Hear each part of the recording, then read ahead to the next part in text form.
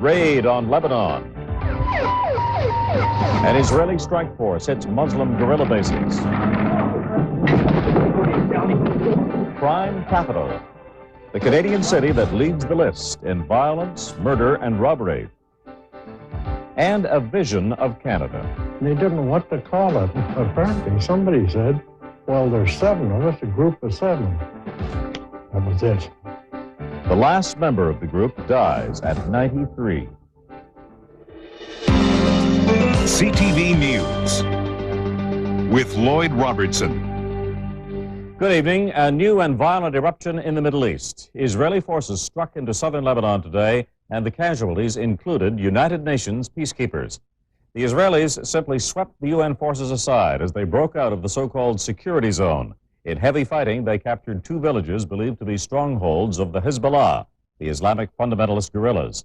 Casualties included 2 Israeli and 7 Hezbollah dead, and 2 UN soldiers from Fiji were seriously wounded when caught in a crossfire.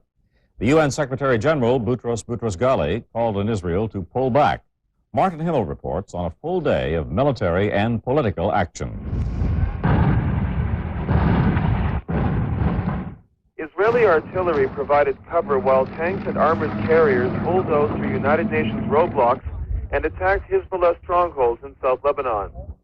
In the crossfire, 4 UN soldiers were wounded. The Israelis say their strike force is small, but Lebanese sources say the Israelis have sent in at least 20 tanks and hundreds of soldiers. The Israelis have suffered casualties, and they claim to have inflicted heavy losses among the Hezbollah forces. Tens of thousands of villagers have reportedly fled from the battle areas.